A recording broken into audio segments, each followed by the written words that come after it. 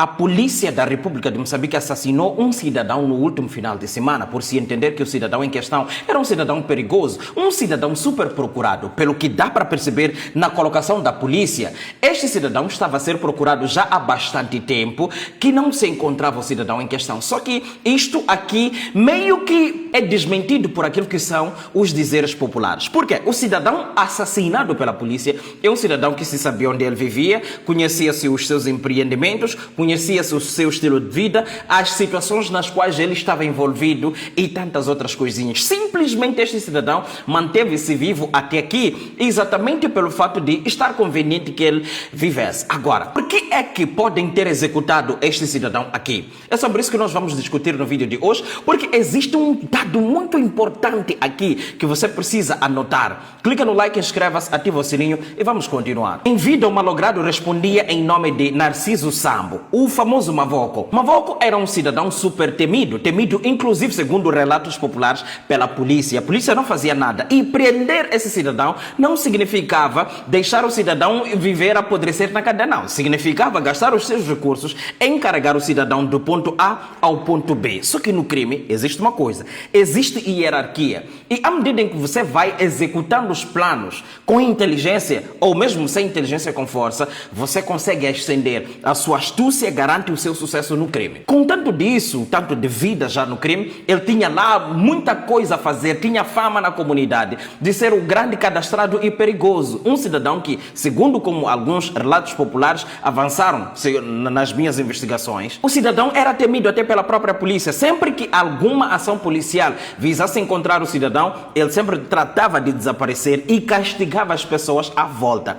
Dentre os crimes que pesam nas suas costas, nós temos, e vamos focar num só, que é o que pode ter estado por detrás deste assassinato aqui, porque foram 5 balas. Aquilo não foi não foi um erro de cálculo ou qualquer coisa. Aquilo, a intenção era mesmo acabar com a vida do cidadão e a polícia vem nos dizer que vai abrir um inquérito para investigar Brada, num cenário em que é visível a pessoa que esteve ali, a pessoa que empunhou a arma e tantas outras coisinhas, a equipa toda envolvida. É só se pegar naquela malta, meter-se na cadeia e depois é que vai se fazer a investigação. Isto aqui, Bradas, pode ser um daqueles casos em que a polícia diz vamos investigar e nada acontece. Por quê? Estava conveniente que tal acontecesse e você vai entender. Dentre tantos crimes que o cidadão cometeu, nós temos o seguinte crime: homicídio, violação sexual, roubo à mão armada e o outro, que é o que eu entendo que esteja por detrás disto, é o de raptos de grande impacto. Entenda uma coisinha, a indústria dos raptos é uma indústria multimilionária. Quer dizer, você trabalha a vida inteira, lhe identificam como sendo um cidadão que tem dinheiro,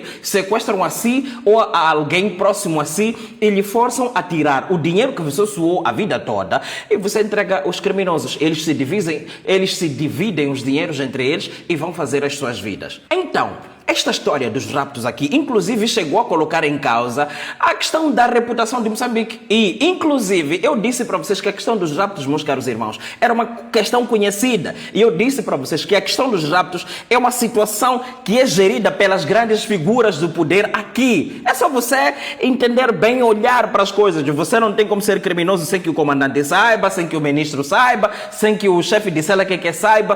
Todos estes sabem que existe criminoso na banda e o criminoso da banda é fulano. Simplesmente fazem isto porque entra ali uma propina no final de cada período. Então esse gajo aqui pertencia a uma grande rede. Quando dizem raptos de grande impacto, significa que pertencia a uma grande rede e esta rede fez bilhões de meticais desde o início deste tipo de crime em 2011 até hoje. Então, se esse gajo começaram a lhe procurar, provavelmente ele estivesse a ascender num contexto de ser perigoso na ação, sendo que ele não fosse inteligente o suficiente para lhe olharem como um gajo que é capaz de entregar as coisas. E prender a ele significaria fazer com que ele passasse por um juiz, o juiz arrancar algumas confissões e acabar enrolando alguns nomes. Com tanto de raptos que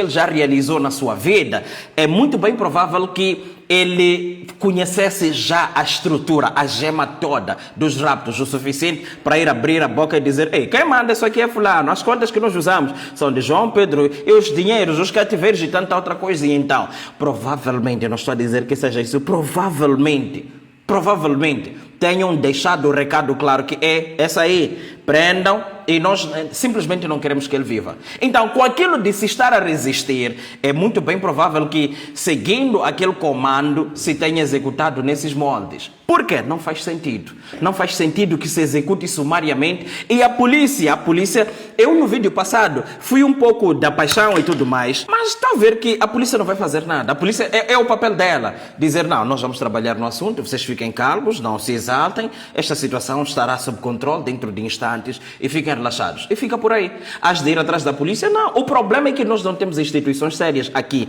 As instituições, meus caros irmãos, foram assaltadas por... E você vai entender no próximo vídeo em que vamos falar de cereais aqui. As instituições estão a ser usadas como casas de banho de determinados cidadãos. E eles, quando notam que alguém aqui vai despoletar a cagada, eles simplesmente te fazem desviver. E tu somes como uma estrela quando um novo dia começa. Então, seus familiares vão chorar, vão dizer sentimos muito, vamos investigar e a coisa desaparece por aí. Então, o que é que eu estou a notar aqui? Isto aqui é uma coisa já padronizada, porque os juízes não podem fazer nada, não podem se impor, os tribunais simplesmente trabalham para aqueles que não têm poder, aqueles que têm de facto poder, não se trabalha. Aqui não há de haver investigação, não há de haver nada. E eu ainda desconfio que não se há de prender ninguém. Para mim, era pegar todo aquele pelotão, metê-lo ali, eu não sei se é assim que se fala, meter todos aqueles que estiveram envolvidos, porque são identificáveis pelos vídeos. Então, pega. Aquilo não foi uma cena de falha, foram 5 tiros na cabeça de alguém. Entende? Não faz sentido. Os direitos humanos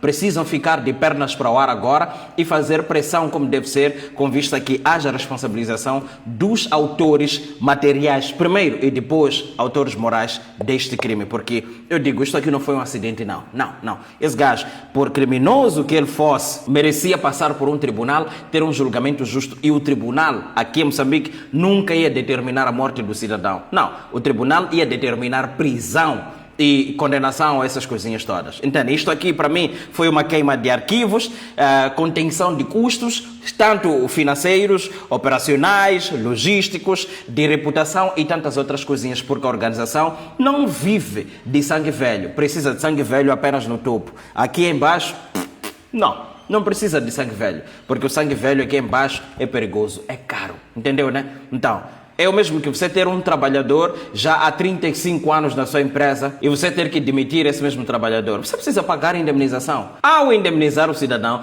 ele está cheio de direitos ali e que você acaba às vezes falindo, que vale a pena mantê-lo vivo. Então, quando você vir que ele já está a caminho do 5º ano, inventa uma desculpa e lhe despede. É assim como eles fazem no crime organizado, entendeu? Então, é sobre isso que eu queria falar consigo. Eu espero que você tenha assistido o vídeo até aqui, o suficiente para ter gostado e clicado no like, inscrito-se e ativado o sino de notificações. Por agora é tudo, até lá, porque existe uma novidade de lá. Clica no like, até breve, fui.